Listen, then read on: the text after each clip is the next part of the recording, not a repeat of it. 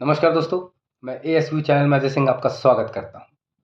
दोस्तों, कहा जाता है कि अगर आपको किसी की कोई संपत्ति हड़पनी है तो उसका तरीका क्या होगा। जैसे मान लीजिए कि आपको किसी की ज़मीन को हड़पना है, तो आप क्या करेंगे? सबसे पहले तो आप उसकी ज़मीन पर ज़बरदस्ती घुस जाएंगे और बढ़िया बैठ जाएंगे, और जब वो आदमी आए छुड़वाने के लिए तो उसकी मार पिटाई करके उसको भगा देंगे। एक तरीका ये है। दूसरा तरीका कि ऑफिसरों से यानी अधिकारियों से सेटिंग करके उस ज़मीन की रजिस्ट्री अपने नाम करवा लें, या जो भी ऑफिशियल डॉक्यूमेंट्स होते हैं वो सब अपने नाम करवा के उस ज़मीन पे कब्जा कर लें।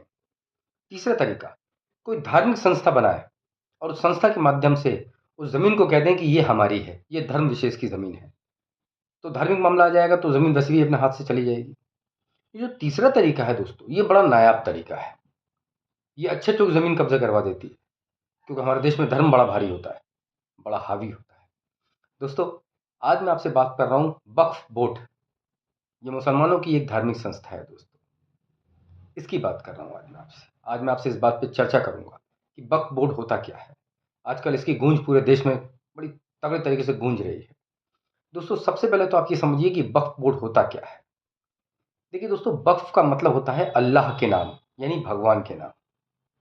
यानी अगर कोई ज़मीन किसी व्यक्ति या किसी संस्था की नहीं है तो वो ज़मीन किसकी हुई? अल्लाह की हुई। अब अल्लाह तो आएंगे नहीं ज़मीन का उपयोग करने के लिए, तो ज़मीन का उपयोग कौन करेगा?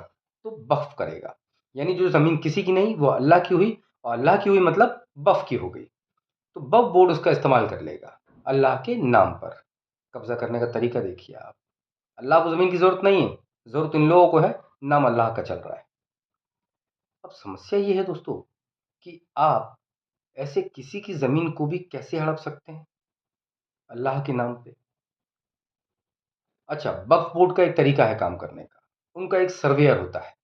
वो सर्वेयर जो होता है वही तय करता है कि कौन सी ज़मीन जो है वो वक्फ की है या नहीं है।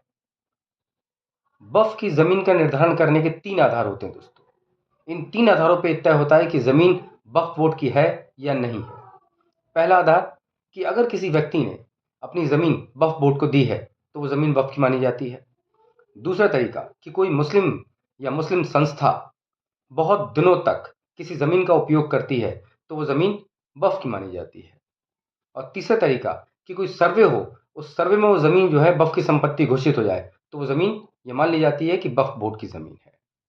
बताइए, इन तरीकों के आधार पे वक्फ बोर्ड की संपत्ति घोषित या अघोषित होती है। अब सवाल ये उठता है दोस्तों कि वक्फ काम कैसे करता है, वक्फ बोर्ड का काम करने का तरीका कैसा होता है। तो मैं आपको बताता हूँ दोस्तों। भारत देश के अंदर मान लीजिए कि कब्रिस्तान की घेराबंदी चल रही है।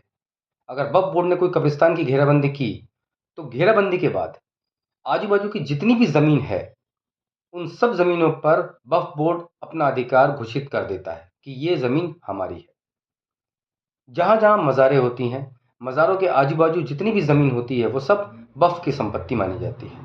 यही कारण है दोस्तों कि आजकल कुछ मुस्लिम जो हैं वो कहीं भी मज़ारें बना देते हैं, ताकि मज़ारे जो हैं, मज़ारे के आजू बाजू की ज़मीन हमारी हो जाए। और आप देखिएगा बड़ी पॉश एरियो के अंदर मज़ारें बनाई जाती हैं, जो ज़मीनें बड़ी कीमती होती हैं। उन जगहों पे जाके मज़ार बनाई जाती है, झूठी मूठी ऐसी मज़ार खड़ी कर दी हरा रंग पोत के, और उसके आजू बाजू की ज़मीन घोषित हो जाएगी कि वक्फ की संपत्ति है। लेकिन ये थोड़ा अब मुश्किल हो रहा है, अब ये थोड़ा सा मुश्किल हो रहा है। 1995 के अंदर एक वक्फ एक्ट आया दोस्तों। वक्फ एक्ट ये लेके कौन आया था? कांग्रेस सरकार लेके आई थी। कांग्रेस सरकार ने उस समय वक्फ को बहुत अधिकार दे दिए थे। आपको जान के दोस्तों बड़ा ताज्जुब होगा कि वक्फ का जो नियम जो उस समय एक्ट आया था वो एक्ट एक्चुअली था क्या। उस एक्ट के अंदर अगर मान लीजिए कि वक्फ बोर्ड ने किसी ज़मीन को ये कह दिया कि ये हमारी संपत्ति है, तो वक्फ को कागज़ दिखाने की ज़रूरत नहीं है। कागज़ उस व्यक्ति को दिखाना पड़ेगा जिसकी ज़मीन वो वास्तविकता में है। यानी कागज़ ज़मीन के असली मालिक को दिखाने पड़ेंगे और उसको ये साबित करना पड़ेगा कि ये ज़मीन वक्फ की नहीं, ये ज़मीन मेरी है। मतलब बताइए आप, क्या धांधली है, किस हद तक धांधली थी। वक्फ को सिर्फ कहना है कि ये ज़मीन हमारी है और उसकी हो जाएगी। अगर मान लीजिए कि किसी व्यक्ति के पास पर्याप्त कागज़ नहीं है तो वो इसको साबित भी नहीं कर पाएगा, और साबित नहीं कर पाएगा तो वो ज़मीन गई। इस तरीके से कांग्रेस सरकार ने आपको छला है दोस्तों। वक्फ बोर्ड बनाया किसने? पंडित जवाहरलाल नेहरू ने। वक्फ बोर्ड को सबसे ज़्यादा अधिकार कब मिले? पीवी नरसिम्हा राव की गवर्नमेंट में। मतलब पूरा खेल जो है वो कांग्रेस ने बड़ा सोच समझ के किया था दोस्तों। देश को जितना छल सकती थी कांग्रेस उतना छला। क्या ठीक है, ये तो अच्छा हुआ कि सरकार बदल गई, वरना मुझे तो डर था कि ऐसा ना कि वक्फ बोर्ड किसी दिन ये कह दे कि भारत देश भी हमारा है। अब भारत देश को साबित करो कि ये भारत देश इनका नहीं है, और साबित नहीं हो पाता तो हिंदू जो है यहाँ का ये पूरा का पूरा रिफ्यूजी हो जाता, शरणार्थी हो जाता। लेकिन कहते हैं ना कि जब तक भगवान किसी का बुरा ना सोचे तब तक किसी का बुरा नहीं होता। 2014 के अंदर सरकार बदल गई और सरकार के बदल से ही सब कुछ बदल गया। और आज 8 अगस्त 2024 को संसद के अंदर एक वक्फ संशोधन बिल लेके आया गया है। अब जो है इनके अरमानों पे पूरी तरह से पानी फिर गया है। अब ये जो ज़बरदस्ती की ज़मीनें कब्जा हो रही थी, ये कब्जा होना बंद हो जाएगा दोस्तों।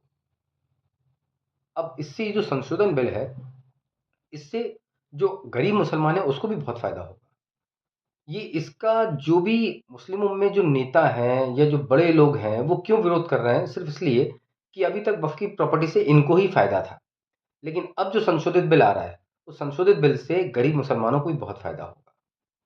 इसीलिए ये इतना चिल्ला रहे हैं। गरीब मुसलमान तो खुश है कि बढ़िया है, इसका लाभ हमें कहीं न कहीं मिलेगा। लेकिन ये जो मुसलमानों के रहनुमा बने हुए थे, ये बड़े गुस्से में हैं और बड़ा इनको नुकसान है, इनको मालूम है इनको नुकसान है। इसलिए बड़ा चीख रहे हैं। लेकिन दोस्तों मैं तो फिर भी ये कहता हूँ कि बहुत अच्छा हुआ कि सरकार बदल गई। अगर सरकार नहीं बदलती और कांग्रेस की सरकार रहती तो आप अंदाज़ा लगाइए कि वक्फ बोर्ड को कितने अधिकार और मिल जाते। हो सकता है दोस्तों कि हमारे घर भी सुरक्षित नहीं रहते, क्योंकि वक्फ को तो केवल इतना कहना था कि ये प्रॉपर्टी हमारी। अब आपको साबित करना है कि प्रॉपर्टी आपकी है, उनकी नहीं है।